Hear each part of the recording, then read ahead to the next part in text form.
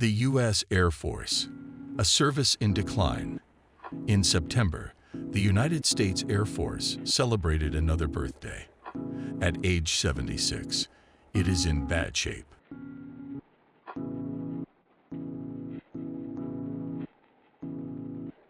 Despite lowering qualification standards, it cannot attract enough recruits to fill its ranks. The size and serviceability. In sum, the Air Force today would struggle to execute another Desert Storm, much less take on a peer adversary like China. Even more distressing, the service's leaders show no interest in pulling out of that downward spiral. Let's start with a few facts. The active duty Air Force missed its FY 2023 recruiting goals by 11%.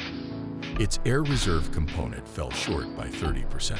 The Chief of Air Force Recruiting said the numbers would have been much worse had the service not changed its policies regarding drug use, body composition, age, and the likes.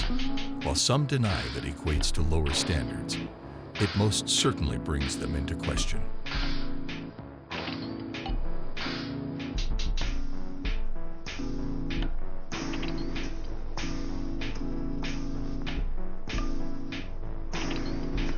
From its founding in 1947 through the end of the Cold War, the Air Force placed a premium on building and sustaining a cadre of the most exceptional aviators in the world.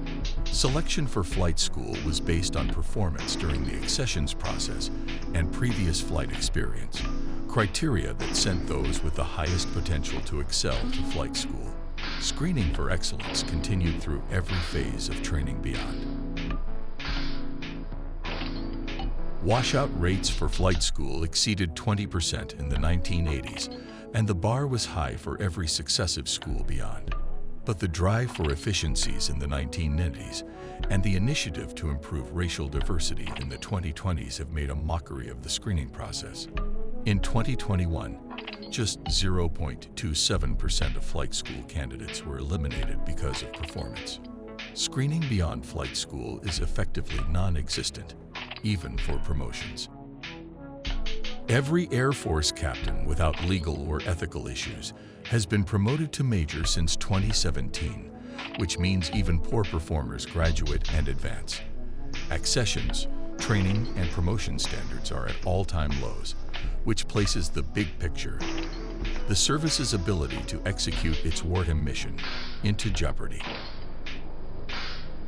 At the height of the Cold War, the Air Force had 4,468 fighter and 331 bomber aircraft in its total force inventory. Roughly 8 out of 10 were mission capable.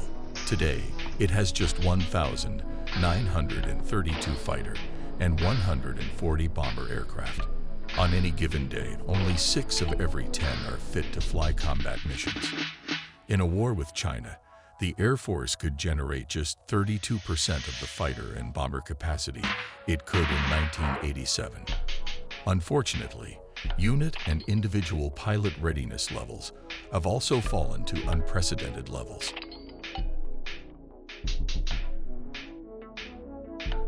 At the height of the Cold War, the average fighter pilot flew more than 160 sorties / 200 hours a year.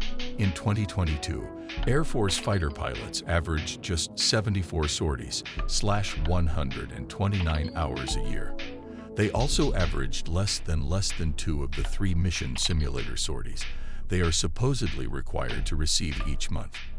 By the service's own definition, there isn't a squadron in the Air Force that could be considered mission ready. One reason the Air Force became a separate service 76 years ago was that the U.S. Army seemed disinterested in sustaining the health of its air arm.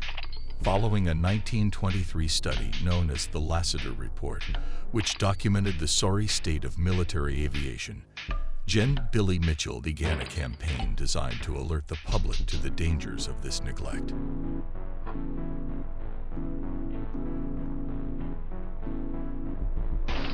History appears to be repeating.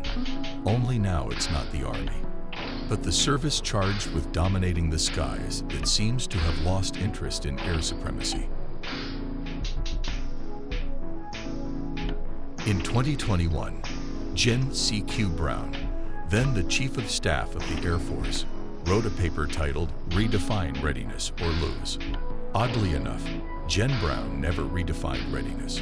Rather, a year later, one of the service's most senior leaders held a brainstorming session with major think tanks, soliciting suggestions on how to shift the public narrative away from its lack of readiness. And now, in FY 2024, the service has budgeted for fewer flight hours than it has in any year since its founding.